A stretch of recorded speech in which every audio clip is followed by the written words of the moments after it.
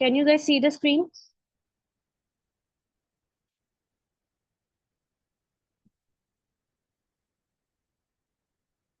Can you all see the screen? Yes.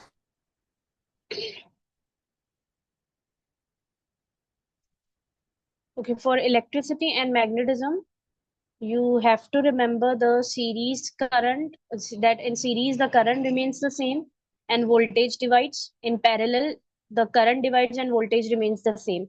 जब भी question आए तो सबसे पहले आप लोगों ने अपने पास जितनी सीरीज पैरेलल की कंडीशंस हैं उसको जॉट डाउन कर लेना है. Like how to calculate resistance in series, how to calculate resistance in parallel, and series के क्या कॉन्सिक्वेंसेस होते हैं, पैरेलल के क्या कॉन्सिक्वेंसेस होते हैं, why we will not connect bulbs in series, because they give a high resistance, as well as if one bulb blows off, it will cause effect on the other bulb as well.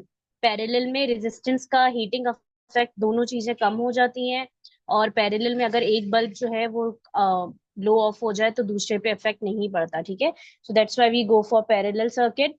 अच्छा, we have to remember that for thermistor and LDR diode transistor, they always connected in series. ठीक है, and there are, that means resistance is always directly proportional to their voltages and inverse to current. जब भी आप answer लिखोगे, जैसे for suppose if I am saying कि thermistor का आपने, if I am saying thermistor का आपने टेम्परेचर इंक्रीज कर दिया है, ठीक है, so what will be the effect on the circuit? So if they are asking what will be the effect on the circuit, या for suppose if I'm saying कि इस थर्मिस्टर के साथ एक बल्ब सीरीज में लगा हुआ है, ठीक है, so what will be the effect on the circuit and what will be effect on the circuit means आपसे वो बल्ब के बारे में पूछ रहे हैं. ठीक है, अगर बल्ब ना भी लगा होता तो ओवरऑल सर्किट में क्या हो रहा है वो पूछ रहे हैं. ठीक है, in that case what you will write when the temperature of the thermistor increase, क्या क्या हो जाता है.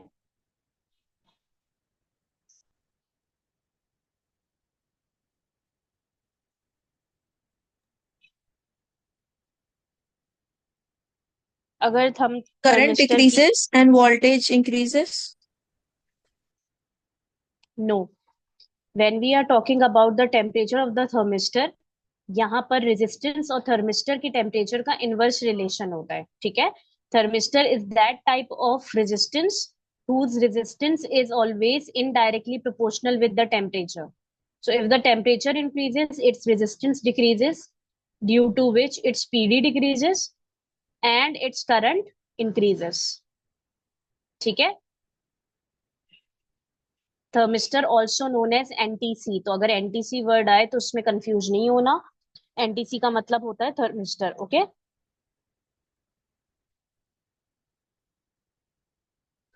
Voltage and resistance decrease. Okay, and what about the glow of bulb? जब इसके पास कम वोल्टेज आएगी तो नेचुरली सीरीज सर्किट में वोल्टेज डिवाइड होता है तो इसके पास ज्यादा वोल्टेज आएगी. If it is taking the more amount of voltage of the battery, so it will blow brighter. Okay, is that clear?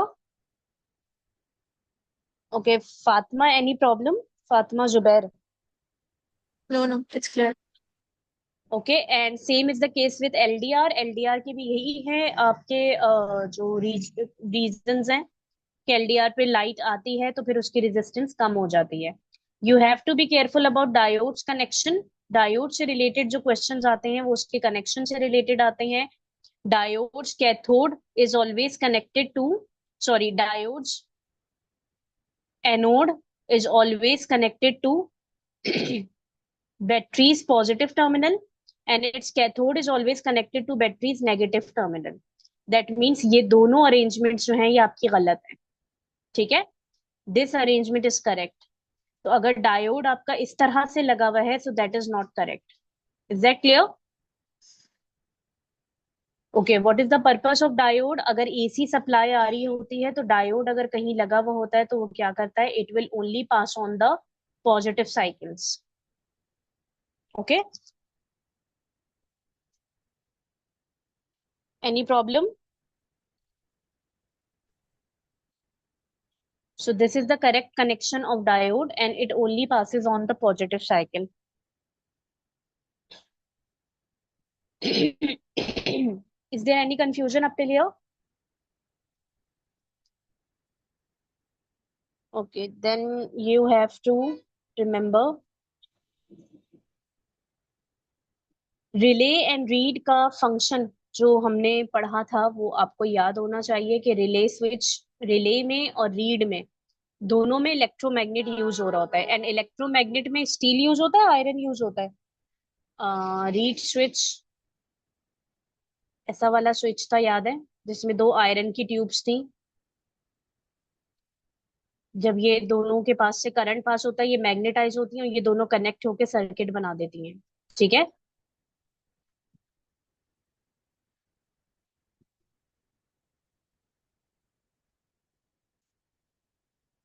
Relay switch में इलेक्ट्रोमैग्नेट यूज होता है, तो इलेक्ट्रोमैग्नेट में क्या यूज होता है, स्टील और आयरन?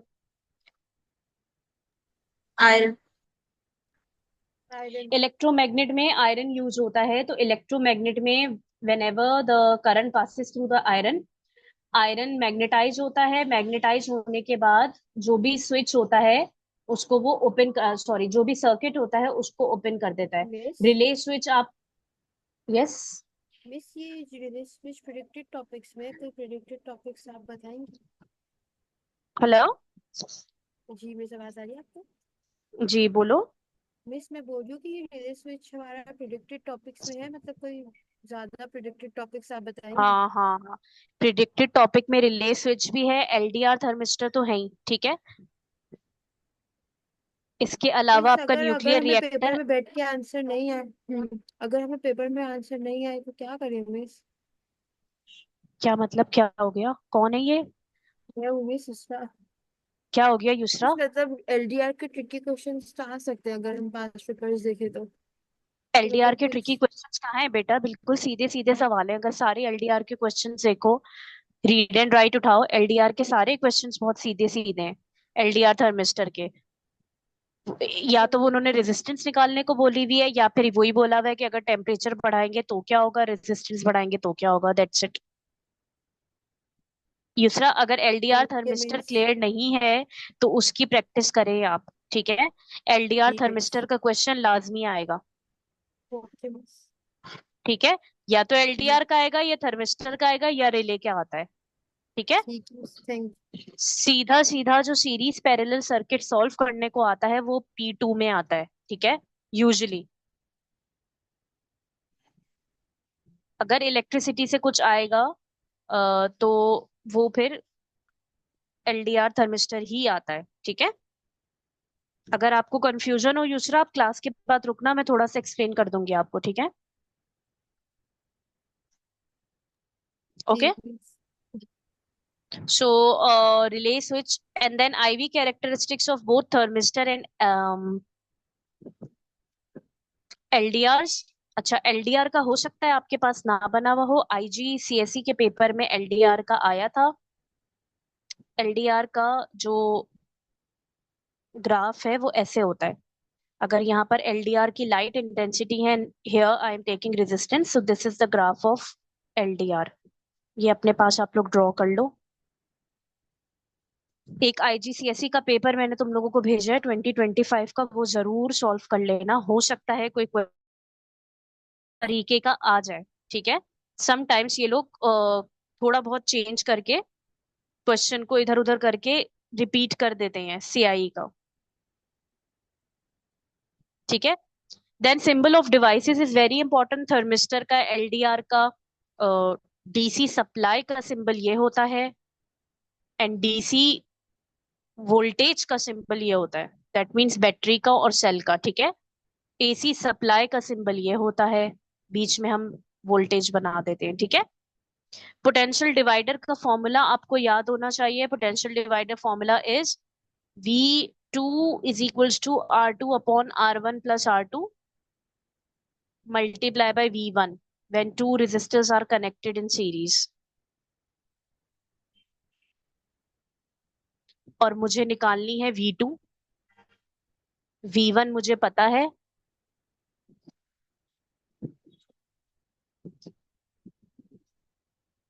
एंड टोटल वोल्टेज जो है मेरे पास वो है V। सो बेसिकली यहाँ V is the total voltage. अगर V2 निकालनी होगी तो यहाँ पर R2 रखेंगे, अगर V1 निकालना होगा तो फॉर्मूले में यहाँ पर R1 आ जाएगा। ठीक है, ये फॉर्मूला सिर्फ तब यूज होता है when we have two resistors connected together in series only. Okay, is that clear?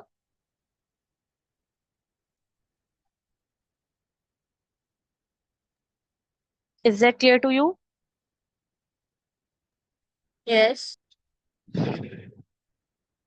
Okay, then safety devices में आपको अर्थ ज्यादा से ज्यादा जो पूछा जाता है वो अर्थ एंड फ्यूज का पूछा जाता है।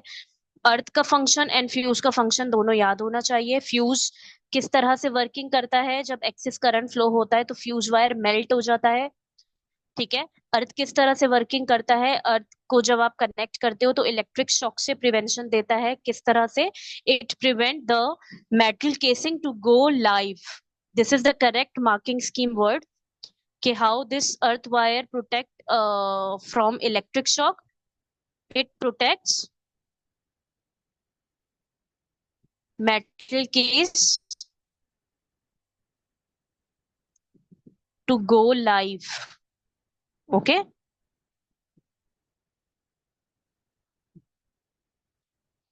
ये आपके कीवर्ड्स हैं।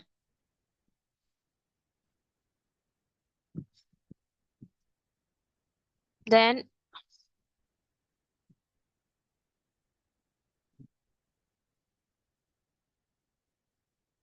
okay, coming directly towards the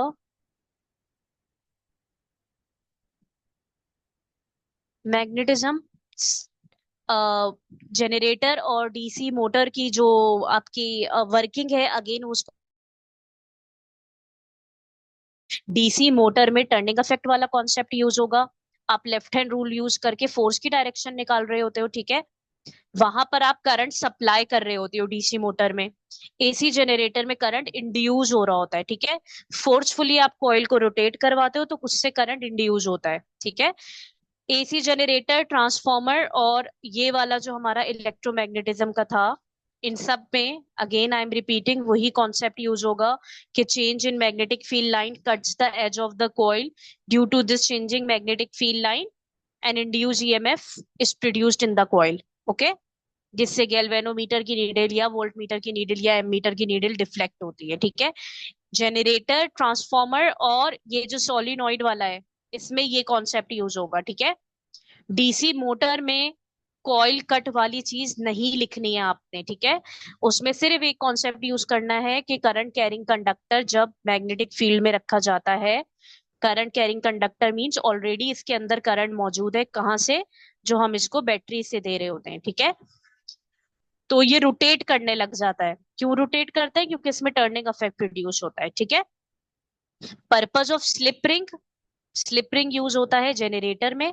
split ring use होता है जो कम्यूटेटर भी होता है डीसी मोटर में। ठीक है, एंड कार्बन ब्रशेस आपको पता होना चाहिए। कार्बन ब्रशेस कॉइल को रोटेट करवाता है या कॉइल में करंट को प्रोड्यूस करवाता है, या आप ये कह लो कि कॉइल को इंटैक्ट रखता है सर्किट के साथ। These are the purpose of carbon brushes. Slip ring का क्या पर्पज होता है? इट इंड्यूसेस और slips the voltage into the load. ये स्लिप रिंग लगे हुए हैं जनरेटर में और यहाँ लोड है। ठीक है, स्लिप रिंग जो भी करंट कॉइल में इंड्यूस होता है उसको स्लिप करवाता है, ट्रांसफर करवाता है। कहाँ पर? लोड में। What is the job of commutator? Commutator ensures the rotation of the coil in one direction such that it reverses the direction of current in each half। Her half में वो current की direction reverse करके पूरे coil की rotation को एक ही direction में maintain रखता है। अगर कॉइल एंटी क्लॉकवाइज मूव कर रहा है तो वो एंटी क्लॉकवाइज मूव करता रहेगा। ठीक है, तो इनके फंक्शंस आपको याद होने चाहिए। Then when we are talking about generator, coil की रोटेशन इंक्रीज करने से दैट मींस फ्रीक्वेंसी इंक्रीज होगी एंड आल्सो ईएमएफ भी इंक्रीज होगी। So when it comes to draw the waveform, if it is asked that if I'm increasing the rotation of the coil, previously the waveform is like this, draw the waveform in which I have increased the rotation of the coil। तो उसमें इसका amplitude भी बढ़ेगा और इसकी frequency भी बढ़ेगी। ठीक है, दो थी तो डबल हो जाएगी। Clear for this Can I case? ask a question? Yes. um इस डीसी में हम करंट जब देते उसको प्रोवाइड करते हैं तो वो वोल्टेज इंड्यूस करता है नहीं, डीसी में आप करंट या दे रहे होते वोल्टेज हो तो डीसी में आप करंट सही दे में? रहे होते हो तो कोई इंड्यूस नहीं होती वोल्टेज। इंड्यूस का मतलब प्रोड्यूस होना। ठीक है, तो प्रोडक्शन सिर्फ जनरेटर में हो रही है because you are not giving in an external voltage over there. You are just rotating फिर the coil in the magnetic field, and then cutting off the coil edges with the magnetic field is inducing the EMF in the coil. ये अभी आपने DC का बताया ना? ये generator का बताया मैंने। और डीसी में जनरेटर, खाली रोटेट होता है? देखो डीसी की कंस्ट्रक्शन ये रही तुम्हारी। मैं कम्यूटेटर को फिलहाल स्किप कर रही हूँ। आपके पास डीसी की कंस्ट्रक्शन ये है। ठीक है, तो इसमें इस जगह से इसके पास करंट आ रहा है, तो इसका मतलब है करंट इंड्यूस नहीं हो रहा। ठीक है, जबकि जनरेटर की जो कंस्ट्रक्शन है उसमें मेरे पास यहाँ पर सिर्फ लोड कनेक्टेड है। ठीक है, और इसको मैं खुद रोटेट करवाऊंगी। जब मैं इसको रोटेट करवाऊंगी तो इसकी एजेस जब जब मैग्नेटिक फील्ड लाइंस को कट करेंगी तो वोल्टेज इंड्यूस होगी लोड के अंदर। ठीक है, एंड सिमिलरली करंट भी इंड्यूस होगा। क्लियर? इधर बैटरी लगी होती है, इधर बैटरी नहीं लगी होती। ठीक है, जनरेटर में बैटरी सही। नहीं लगी होती, मोटर में बैटरी लगी होती है। ठीक है, और स्लिप रिंग्स फिर क्या करते हैं? स्लिप रिंग्स की ये जॉब होती है कि यहाँ पर जो भी आपके पास, just a minute,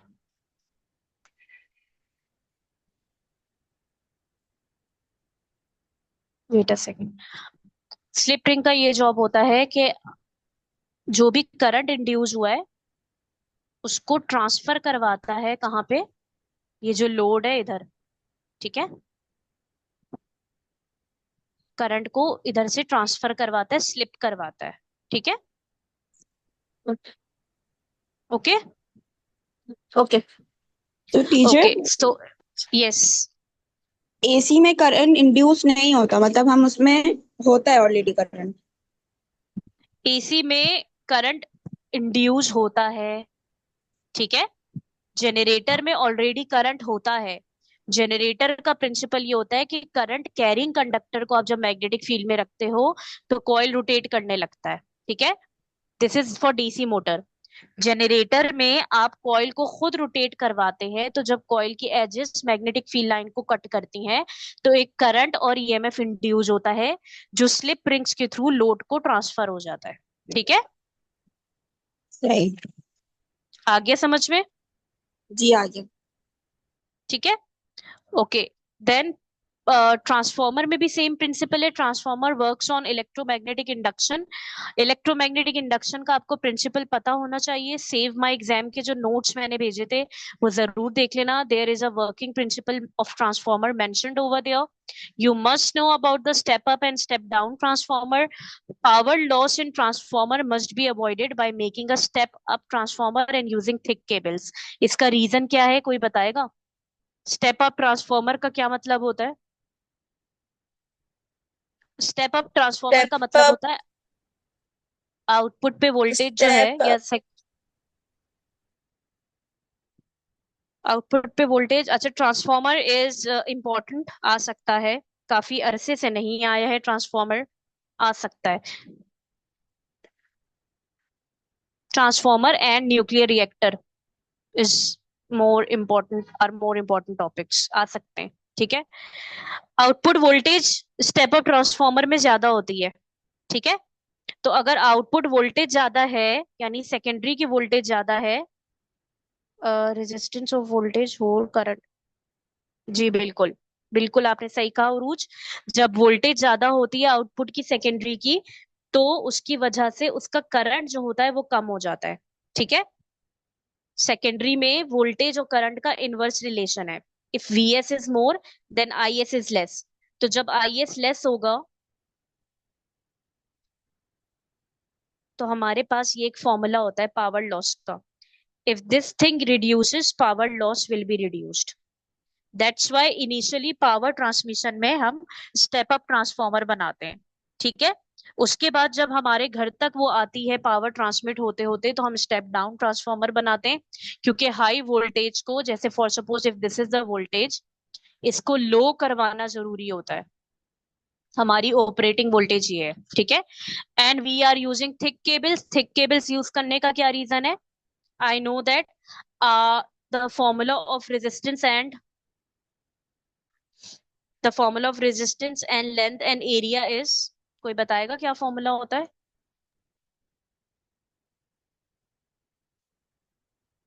L the upon A, formula of length upon area. Length upon area. So length upon area की वजह से एरिया अगर बढ़ जाएगा तो, यानी थिक हो जाएगा, तो उसकी वजह से रेजिस्टेंस क्या हो जाएगी?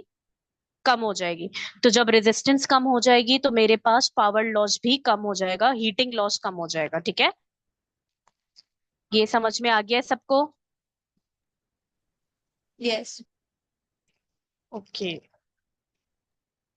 Next we have radioactivity. Teacher, एक जी, ये वाला फॉर्मूला भी होता है V² upon R, तो वो कब यूज होता है?